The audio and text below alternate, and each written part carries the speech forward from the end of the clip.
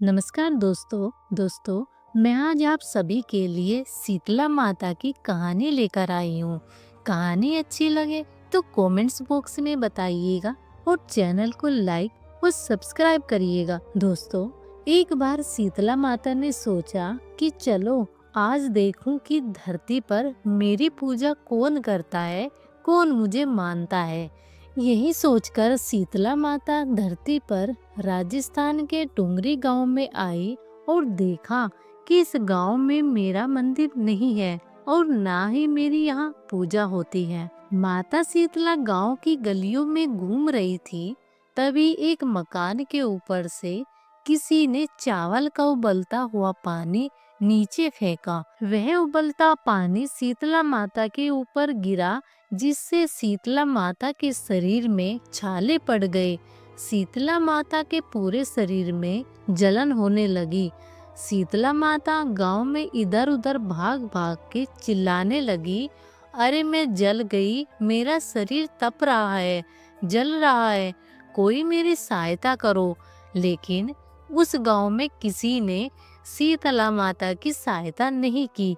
वहीं अपने घर के बाहर एक कुम्हारन महिला बैठी थी।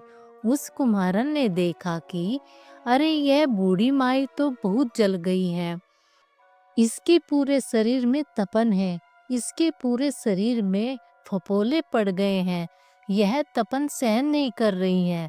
तब उस कुम्हारन ने कहा, हे माँ, तू यहाँ आकर बैठ जा, मैं तेरे शरीर के ऊपर ठंडा पानी डालती हूँ। कुम्हारन ने उस बुढ़िया माई पर खूब ठंडा पानी डाला और बोली, हे माँ, मेरे घर में रात की बनी हुई रबड़ी रखी है, थोड़ा दही भी है, तू थोड़ी रबड़ी खा ले। जब बूढ़ी माई ने ठंडी ज्वार के आटे की रबड़ी और दही खाई तो उसके शरीर को ठंडक मिली। तब उस कुम्हारन ने कहा, आ माँ, बैठ जा, मैं तेरी चोटी गूंथ दूं। और कुम्हारन माई की चोटी गूंथने हेतु कंघी बालों में करती रही। अचानक कुम्हारन की नजर उस बूढ़ी माई के सिर के पीछे पड़ी, तो कुम्हारन ने देखा कि एक आंख बालों के अंदर छिपी है। यह देखकर वह कुम्हारन डर के मारे घबराकर भागने लगी।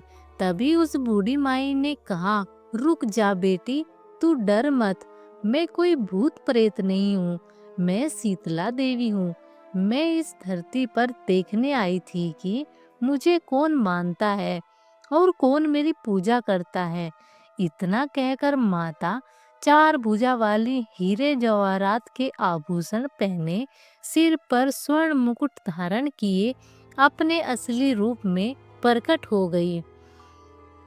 माता के दर्शन कर कुम्हारन सोचने लगी कि अब मैं गरीब इन माता को कहाँ बिठाऊं। तब माता बोली, हे बेटी, तुम किस सोच में पड़ गई। तब उस कुम्हारन ने हाथ जोड़कर आंखों में आंसू बहते हुए कहा, हे माँ, मेरे घर में तो चारों तरफ दरिद्रता फैली हुई है, मैं आपको कहाँ बिठाऊं। मेरे घर में ना तो चौकी है और न बैठने का आसन ही। तब शीतला माता प्रसन्न होकर उस कुम्हारन के घर पर खड़े हुए गधे पर बैठकर एक हाथ में झाड़ू और दूसरे हाथ में डलिया लेकर उस कुम्हारन के घर की दरिद्रता को झाड़कर डलिया में भरकर फेंक दिया और उस कुम्हारन से कहा, हे बेटी, मैं तेरी सच्ची भक्ति से प्रसन्न हूँ। अब तुझे जो भी चाहिए मुझसे वरदान मांग ले।